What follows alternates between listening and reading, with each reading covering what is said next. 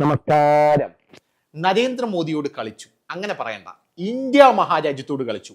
ബംഗ്ലാദേശും ഉച്ചൂടും മുടിഞ്ഞ് കുത്തുവാള എടുത്തുകൊണ്ടിരിക്കുകയാണ്. ഓരോന്നോരോന്നായിട്ട് ഞാൻ പറഞ്ഞു തരാം. ഇപ്പൊ ലേറ്റസ്റ്റ് ഒരു അപ്ഡേറ്റും വരുന്നുണ്ട്. കാതിന് ആനന്ദ പുളകം അണിയിക്കുന്ന, ആനന്ദ തന്തുലിതമാക്കുന്ന ഒരു അപ്ഡേറ്റ് ആണത്.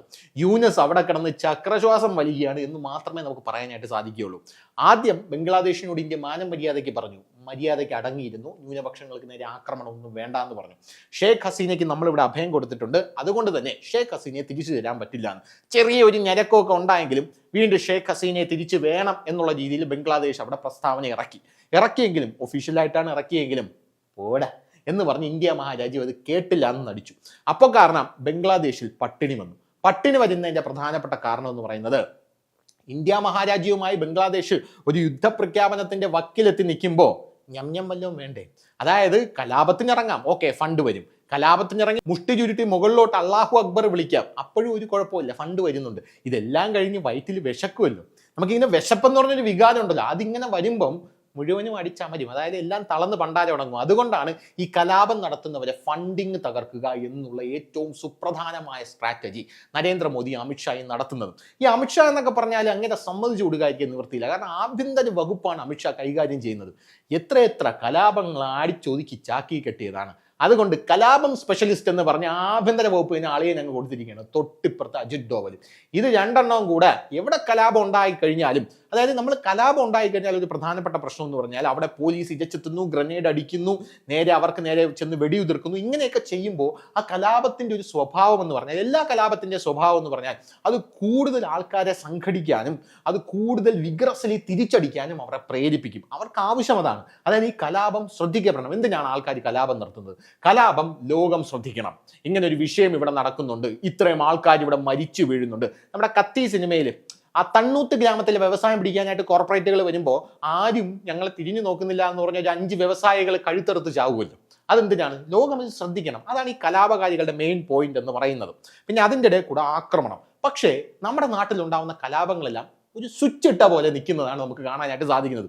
അജിത് ഡോവൽ അവിടെ വരുന്നു എന്ന് കേട്ട് കഴിഞ്ഞാൽ കലാപങ്ങൾ സ്വിച്ച് ഇട്ട പോലെ നിൽക്കും. ഇതെങ്ങനെയാണ് നിൽക്കുന്നത്? വേറൊന്നുമല്ല, അവന്മാരെ ഫണ്ടിങ് എവിടെയാണെന്ന് കണ്ട് പിടിച്ചതിന് ശേഷം അതിലോട്ടൊരു ആപ്പ് അങ്ങോട്ട് അടിച്ച് കയറ്റി കൊടുത്താൽ മതി. പൈസ വരൂല. പൈസ വന്നാലല്ലേ അവന്മാർക്ക് ഞമ്മിലുള്ള വക ഉണ്ടാവൂ, ആയുധങ്ങൾ വരൂ. പൈസ വന്നാലേ പല കാര്യങ്ങളും നടക്കൂ. പൈസയാണ് എല്ലാം. ഞാൻ ഇപ്പോഴും പറയുന്നു, പൈസയാണ് എല്ലാം. ചിക്കിലി ഉണ്ടോ ഏത് കാര്യവും നടക്കും. അത് ഇന്ത്യക്കും അറിയാം, അജിത് ഡോവലിനും അറിയാം. അങ്ങനെയാണ് കലാപങ്ങൾ സ്വിച്ചിട്ട പോലെ നിൽക്കുന്നത്. ഇവിടെ ബ്രിട്ടനിലൊക്കെ കലാപം ഉണ്ടായപ്പോൾ ആദ്യം പോലീസ് അന്തം വിട്ട് നിന്നു. ഇതെന്തൊരു സാധനം എന്ന് പറഞ്ഞാണ് പോലീസ് നിന്നത്. നമ്മൾ ഇതിവിടെ എത്ര കണ്ടിരിക്കുന്നു ഇന്ത്യയിലും. അതുപോലെയാണ് ബംഗ്ലാദേശിലുള്ള കലാപം. ഈ കലാപം സ്വിച്ചിട്ട പോലെ നിർത്താനുള്ള വഴിയും നമുക്ക് കൃത്യമായിട്ട് അറിയാം. അതിൻ്റെ ഭാഗമായിട്ട് ആദ്യം ഇന്ത്യ എന്ത് ചെയ്തു? ഇവിടെ നമ്മുടെ ത്രിപുരയിൽ മഴ പെയ്തു. അപ്പോൾ നമ്മളൊരു ഡാം അങ്ങോട്ട് തുറന്നു വിട്ടായിരുന്നു. 8 ജില്ലകളാണ് വെള്ളത്തിൻ്റെ അടിയിലായി പോയത്. അതോടുകൂടി ഫ്ലഡായി. ഫ്ലഡ് ആയപ്പോൾ എന്ത് ചെയ്തു? യുവമാരുടെ ഫണ്ടെല്ലാം എടുത്ത് അങ്ങോട്ട് ഉപയോഗിക്കേണ്ടി വന്നു. കുറേ പൈസ അവിടെ തീർന്നു. അവിടെ തീർന്നെന്ന് മാത്രമല്ല, ഇപ്പോഴും അവിടുത്തെ ജനങ്ങൾ ദുരിതത്തിലാണ്. ഈ യൂനിസിനെ തള്ളക്കി വിളിച്ചുകൊണ്ട് നടക്കുകയാണ് എന്നുള്ളത് ആദ്യത്തെ കാര്യം. അതിനുശേഷം നമ്മൾ ഇവിടെ നിന്നുള്ള ഇറക്കുമതിയൊക്കെ അങ്ങോട്ട് നിർത്തി. എന്താണ്? നമ്മൾ ഇവിടെ നിന്ന് ചണ വെച്ച് കൊടുക്കും, അവന്മാർ തുണിയാക്കി തിരിച്ചു തരും. ആ ഇറക്കുമതിയൊക്കെ അവിടെ നിർത്തി. അവിടെ നിന്ന് വരുന്ന നഷ്ടം നമ്മൾ നേരെ ബ്രൂണയിലോട്ട് പോയി കോമ്പൻസേറ്റ് ചെയ്യുമെന്ന് പറഞ്ഞാൽ അളിയൻ നേരെ ബ്രൂണയിലോട്ട് പോയി തൊട്ടിപ്പുറത്ത് സിംഗപ്പൂരിലും കണ്ട് അവിടെയുള്ള പ്രധാനമന്ത്രിമാർക്ക് കെട്ടിപ്പിടിച്ച് ഉമ്മയൊക്കെ കൊടുത്ത് തിരിച്ചു വന്നിട്ട് അത് അവിടെ നമ്മൾ കോമ്പൻസേറ്റ് ചെയ്തു. അതിനുശേഷം നമ്മൾ എന്ത് ചെയ്തു? ഇനിയാണ് മാസ്റ്റർ മൂവ്. വൈദ്യുതി അദാനിയാണ് കൊടുക്കുന്നത്. അദാനിയുടെ പവർ ലിമിറ്റഡിൽ നിന്നും 1400 വാട്ടിന്റെ വൈദ്യുതിക്ക് 25 വർഷത്തെ കരാറാണ് ഉമാർ ഒപ്പിട്ടിരിക്കുന്നത്. ബംഗ്ലാദേശ് മുഴുവൻ ഈ വൈദ്യുതി വെച്ചാണ് ഉമാർ ലൈറ്റപ്പ് ചെയ്യുന്നത്. അങ്ങനെ വൈദ്യുതി ബംഗ്ലാദേശിന് കൊടുത്തപ്പോൾ ബംഗ്ലാദേശ് അപ്പം ലൈറ്റൊക്കെ കത്തിച്ച് നല്ല ഭംഗിയായിട്ടിരുന്നു. അവിടെ മാസങ്ങളോളം കറണ്ട് കട്ടുണ്ടായി. ഇന്ത്യയിൽ കോൾ പ്രതിസന്ധി വന്നപ്പോൾ അപ്പോഴാണ് ഈ നിയമങ്ങളൊക്കെ കൊണ്ടുവന്നതും. പിന്നെ വേറൊരു കാര്യം, അന്ന് നരേന്ദ്രമോദി നമുക്ക് മാത്രമല്ല അവർക്കും കോൾ എത്തിച്ചു കൊടുക്കുന്ന ഒരു സാഹചര്യം ഉണ്ടായിരുന്നു. അത്രയ്ക്ക് ജനറസ് ആയിട്ടായിരുന്നു ഇന്ത്യ ബംഗ്ലാദേശിനോട് പെരുമാറിക്കൊണ്ടിരുന്നത്. നിങ്ങൾ ഇരുട്ടി കിടക്കണ്ട എന്ന് പറഞ്ഞുകൊണ്ട്. അവസാനം അദാനി $800 മില്യൺ ഉണ്ട്, അതിങ്ങോട്ട് തിരിച്ചു തന്നാൽ ഇനി വൈദ്യുതി ഞാൻ തിരിച്ചു തരാമെന്ന് അദാനി പറഞ്ഞു. അങ്ങനെ അദാനി പറഞ്ഞപ്പോൾ ബംഗ്ലാദേശിന്റെ തിരിച്ചുള്ള പ്രതികരണം എന്ന് പറഞ്ഞു കഴിഞ്ഞാൽ, ഈ കരാറ് നിങ്ങൾ ഒപ്പിട്ടത് ന്യായമായിട്ടാണോ? ന്യായമായിട്ടല്ലെങ്കിൽ ഞങ്ങൾക്ക് അതൊന്ന് പരിശോധിക്കണം എന്നുള്ള മോഡൽ അതിന് ബംഗ്ലാദേശ് തിരിച്ചെടുത്തു. ഇപ്പൊ വരുന്ന റിപ്പോർട്ടുകൾ അനുസരിച്ച് മരുന്നും കൊടുക്കാൻ തീരുമാനിച്ചിട്ടില്ല. അതായത് ഇനി ബംഗ്ലാദേശിന് മരുന്നുമില്ല. ചുരുക്കം പറഞ്ഞാൽ ലോകത്തൊരു നരകമുണ്ടെങ്കിൽ അത് ബംഗ്ലാദേശായി മാറിക്കൊണ്ടിരിക്കുകയാണ്. ഇന്ത്യ മരുന്നും കൊടുക്കില്ല എന്നാണ് ഇന്ത്യയിലെ ഫാർമസ്യൂട്ടിക്കൽ കമ്പനികൾ അറിയിച്ചിരിക്കുന്നത്. കാരണം നിങ്ങൾ ഒരുപാട് പേയ്മെന്റ്സ് നമുക്ക് തരാനില്ലേ, ആ പേയ്മെന്റ്സ് നിങ്ങൾ ഇങ്ങോട്ട് തരൂ.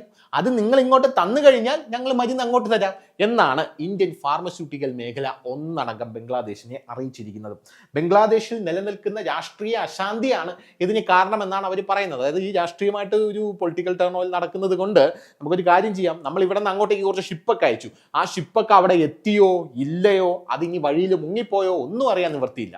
യവന്മാർ അങ്ങോട്ട് ഷിപ്പ് എത്തിയ കാര്യം പോലും ഇങ്ങോട്ടേക്ക് അറിയിച്ചിട്ടില്ല. അപ്പോൾ ആ ഒരു സാഹചര്യത്തിൽ തടഞ്ഞു വെച്ച പേയ്മെന്റുകൾ, ഇത്തരത്തിലുള്ള കാര്യങ്ങൾ എല്ലാം ഇങ്ങോട്ട് കൃത്യമായിട്ട് അറിയിക്കണം. പിന്നെ വേറൊരു കാര്യം കൂടെ നമ്മുടെ സർക്കാർ നിശ്ചയിച്ചിട്ടുള്ളത്, ബംഗ്ലാദേശിൽ നിന്ന് ഇങ്ങോട്ടേക്കാണ് ചികിത്സയ്ക്ക് ആൾക്കാർ വരുന്നത്. കാരണം ഇന്ത്യ ചീപ്പാണ്, നമുക്കറിയാമല്ലോ.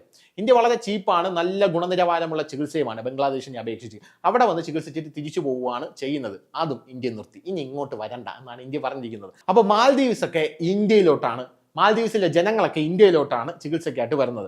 ഇപ്പോൾ ബംഗ്ലാദേശിലെ ആൾക്കാർ ഇങ്ങോട്ടേക്ക് വരണ്ട എന്ന് പറഞ്ഞിട്ടുണ്ട്. രണ്ടാമത്തെ കാര്യം, തടഞ്ഞു വെച്ച പേയ്മെന്റുകൾ, അവിടെ എത്തിയ ഇറക്കുമതികൾ, ഇനി അവിടെ നഷ്ടമായ ഷിപ്മെന്റുകൾ, ഇതെല്ലാം നിങ്ങൾ കൃത്യമായിട്ട് കണക്കെടുത്ത് ഇങ്ങോട്ടേക്ക് അയക്കണമെന്നാണ് പറഞ്ഞിരിക്കുന്നത്. ഇതോടുകൂടി യൂനിസിന്റെ അണ്ടം കീറി എന്നുള്ളതാണ് വേറൊരു കാര്യം എന്ന് പറയുന്നത്. ബംഗ്ലാദേശ് നരക തുല്യമായി. ഇനി വേറൊരു പ്രധാനപ്പെട്ട കാര്യം, ഇത് കണ്ടുകൊണ്ട് ബംഗ്ലാദേശ് നേരെ മുഹമ്മദ് യൂനിസ് എന്ന് പറയുന്ന അവിടുത്തെ ഭരണാധികാരി US ആണ് ഏറ്റവും കിടിലൻ രാജ്യം എന്ന് പറഞ്ഞ് US മുമ്പിൽ തെണ്ടാനായിട്ട് പോയിരിക്കുകയാണ്.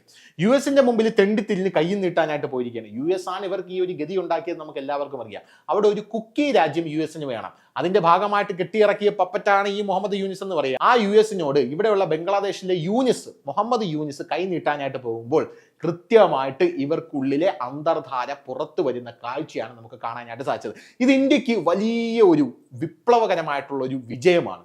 കാരണം ബംഗ്ലാദേശിന്റെ വായിൽ നിന്ന് തന്നെ പുറത്തു വന്നിരിക്കുന്നു, അമേരിക്കയുമായിട്ട് ഞങ്ങൾ സൗഹൃദത്തിലാണ്, വലിയ രീതിയിലുള്ള സൗഹൃദത്തിലാണ്, അമേരിക്ക ഞങ്ങളെ സഹായിക്കും എന്ന് മുഹമ്മദ് യൂനിസ് പറഞ്ഞിരിക്കുന്നു. അമേരിക്കയുടെ അടുത്തേക്ക് ഞങ്ങൾ പോവുകയാണ്, അമേരിക്ക ഞങ്ങൾക്ക് വേണ്ട പണം തരും എന്നാണ് പറഞ്ഞിരിക്കുന്നത്. അയ്യോ, യുക്രൈൻ എന്ന് പറഞ്ഞൊരു രാജ്യമുണ്ട്. ആ രാജ്യത്തിനോട് കയറി അടിച്ചോ, നമ്മൾ പിറകിലുണ്ട് എന്ന് പറഞ്ഞൊരു രാജ്യമാണ് അമേരിക്ക. കയറി അടിച്ചപ്പോൾ ഇവന്മാരെ അടികൊണ്ട് അലിക്സ്പ്രേ ആയിക്കൊണ്ടിരിക്കുകയാണ് റഷ്യയുടെ. അപ്പോഴൊന്നും അമേരിക്ക തിരിഞ്ഞു നോക്കുന്നില്ല. അമേരിക്കയോട് യുക്രൈൻ എന്തെങ്കിലും തായോ എന്ന് പറയുമ്പോൾ അമേരിക്ക തരണമല്ലേ, അങ്ങനെയാണെങ്കിൽ ഒരു കാര്യം ചെയ്യും, അവിടെയുള്ള എണ്ണപ്പാടങ്ങളെല്ലാം അവന്റെ പേരിലോട്ട് അങ്ങ് പതിച്ചു കൊടുത്തരും എന്ന് പറഞ്ഞ് അവിടെയുള്ള ഡിഫൻസ് ഇൻഡസ്ട്രി മുതലാളിമാരുടെ പേരിൽ അവന്മാരുടെ സ്ഥലങ്ങൾ, 60% സ്ഥലങ്ങളും ഇപ്പോൾ അമേരിക്കയിലെ ഡിഫൻസ് ഇൻഡസ്ട്രി മുതലാളിമാരുടെ കയ്യിലാണ് ഇരിക്കുന്നത്. അവിടെയുള്ള സെലൻസ്കിക്ക് പോലും യാതൊരുവിധ വിലയുമില്ല. അങ്ങനെയാണ് സെലൻസ്കി അവസാനം തന്റെ തെറ്റ് മനസ്സിലാക്കി നരേന്ദ്രമോദിയെ വിളിച്ച് കൂടിക്കാഴ്ച നടത്തി. നരേന്ദ്രമോദി റഷ്യ വഴി നേരെ പോളണ്ടിലോട്ട് പോയിട്ട് പറഞ്ഞു, ഈ യുക്രൈൻ റഷ്യ യുദ്ധം അവസാനിപ്പിക്കണമെങ്കിൽ പോളണ്ടിന്റെ സഹായം കൂടെ വേണം. കാരണം നാറ്റോ സഖ്യം, യൂറോപ്പിന്റെ ഗേറ്റ്വേ ആണല്ലോ പോളണ്ട്, നാറ്റോ സഖ്യം പോളണ്ടിൽ വന്ന് തമ്പടിച്ച് റഷ്യയിലേക്ക് ഒരു ആക്രമണം നടത്തുമെന്ന പ്രതീതി സൃഷ്ടിക്കും. അങ്ങനെയാണെങ്കിൽ യുദ്ധം നിൽക്കില്ല, യുദ്ധം നിർത്തണമെന്ന് പറഞ്ഞപ്പോൾ യുക്രൈനിലെ സെലൻസ്കിക്ക് മനസ്സിലായി ഇതിൽ എന്തോ പന്തികേടുണ്ടെന്ന് മനസ്സിലായി. നമുക്ക് യുദ്ധം നിർത്തണമെന്ന് പറഞ്ഞ് സെലൻസ്കി നരേന്ദ്രമോദിയുടെ കാല് പിടിക്കുന്ന കാഴ്ചയാണ് നമുക്ക് കാണാനായിട്ട് സാധിച്ചത്. നീയൊക്കെ അവസാനം നമ്മുടെ അടുത്ത് തന്നെ വരും എന്നുള്ള കാര്യത്തിൽ യാതൊരുവിധ തർക്കവും. ഒന്നാമത് കറണ്ടില്ല, വെള്ളപ്പൊക്കത്തിൽ മുങ്ങിച്ചത്തോണ്ടിരിക്കുകയാണ്. ഇപ്പൊ കാണാൻ മരുന്നുമില്ല. ആ ഒരു ഗതിയിലേക്ക് ബംഗ്ലാദേശ് മൊത്തത്തിൽ പോയിരിക്കുന്നു എന്നാണ് നമുക്ക് മനസ്സിലാക്കാനായിട്ട് സാധിക്കുന്നത്. ബംഗ്ലാദേശ് തകർന്ന് തരിപ്പണമായിക്കൊണ്ടിരിക്കുകയാണ്. അപ്പോഴാണ് US മുമ്പിൽ ഞങ്ങൾ കൈ നീട്ടാൻ പോവുകയാണ് എന്ന് പറഞ്ഞ് ബംഗ്ലാദേശിലെ യൂനിസ് പൊക്കോണ്ടിരിക്കുന്നത്. ചൈനയുടെ മുമ്പിൽ കൈ നീട്ടാൻ ബംഗ്ലാദേശിന് എന്തായാലും പറ്റില്ല. ചൈനയ്ക്ക് ബംഗ്ലാദേശിൽ താല്പര്യമില്ല. കാരണം അമേരിക്ക അവിടെ ഒരു രാജ്യം സ്ഥാപിച്ചു കഴിഞ്ഞാൽ, കുക്കി രാജ്യം സ്ഥാപിച്ചു കഴിഞ്ഞാൽ, അല്ലെങ്കിൽ ഇവാഞ്ചലിസ്റ്റിക് കൺട്രി സ്ഥാപിച്ചു കഴിഞ്ഞാൽ അത് ഏറ്റവും വലിയ ഭീഷണിയാകാൻ പോകുന്നത് ഇന്ത്യക്ക് മാത്രമല്ല ചൈനയ്ക്ക് കൂടെയാണ്. ഒരുപക്ഷെ ഇന്ത്യയെക്കാൾ ഉപരി ചൈനയ്ക്കാണ് ഏറ്റവും വലിയ ഭീഷണി എന്ന് ചൈനയ്ക്ക് നല്ലപോലെ അറിയാം.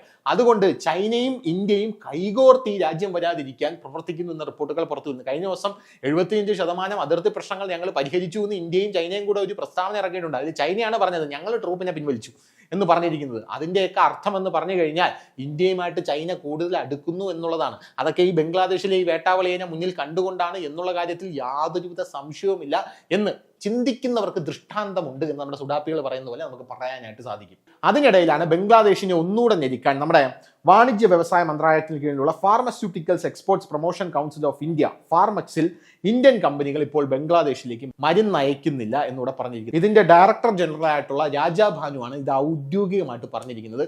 ഇതോടുകൂടി ബംഗ്ലാദേശിന്റെ കാര്യം കൂടുതൽ കഷ്ടത്തിലാവും എന്നുള്ള കാര്യത്തിൽ യാതൊരുവിധ സംശയവുമില്ല. ഇന്ത്യയോട് കളിച്ചാൽ ഇതാണ് ഗതി. പഴയ ഇന്ത്യ അല്ല, ഇത് പുതിയ ഇന്ത്യയാണ്. നമുക്ക് ഒരു കൈ കൊണ്ട് സ്നേഹിക്കാനും അറിയാം, ഒരു കൈ കൊണ്ട് പ്രളയം സൃഷ്ടിക്കാനും അറിയാം.